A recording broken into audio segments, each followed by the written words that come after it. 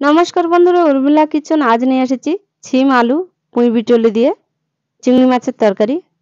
কিছুটা চিংড়ি মাছ নিয়ে নিয়েছি, হাফ চামচ লবণ দিয়ে দিয়েছি, হাফ চামচ হলুদ দিয়ে দিই।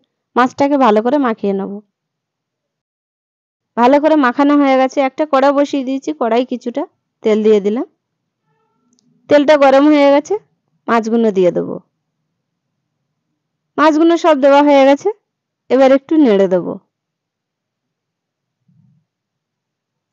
চিংড়ি মাছগুলো প্রায় ভাজা হয়ে এসছে, আর একটু ভেজে নেব।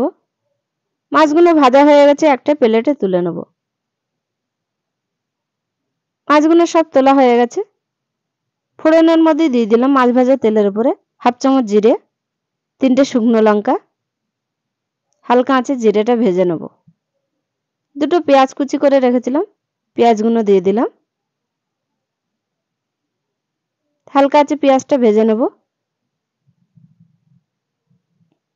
1 চামচ আদা ও রসুন বাটা দিয়ে দিলাম। আদা রসুনের গন্ধটা যেন না থাকে, ভালো করে ভেজে নেব। হাফ চামচ হলুদ দিয়ে দিলাম। 1 চামচ কাশ্মীরি লঙ্কা দিয়ে দিলাম। হাফ চামচ জিরে গুঁড়ো দিয়ে দিলাম। মশলাটা দিয়ে ভালো করে কষে নেব।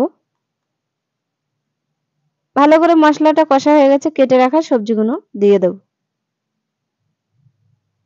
সবজিগুলো সব দেওয়া হয়ে গেছে, একটু নেড়ে চেড়ে সবজিটা কষতে থাকবো। সামান্য পরিমাণে জল দিয়ে সবজিটা ভালো করে কষে নেব।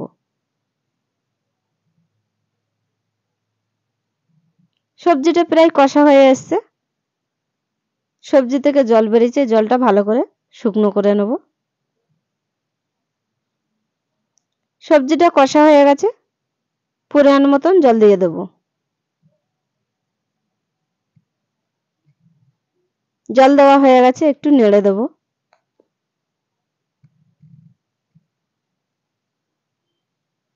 আপনারা চাইলে বাড়িতে এইভাবে ছিম আলু পুঁই বিটুলি দিয়ে চিংড়ি মাছ রান্না করে খেতে পারেন। সবজিটা ফুটে উঠেছে, ভেজে রাখা চিংড়ি মাছগুলো সব দিয়ে দিলাম। মাছগুলো সব দেওয়া হয়ে গেছে, আর একটু নেড়ে দেব।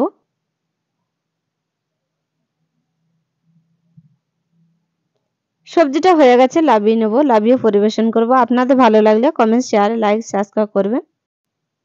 ফিরে আসবো নতুন একটি রেসিপি নিয়ে। নমস্কার, আপনারা ভালো থাকবেন, সুস্থ থাকবেন।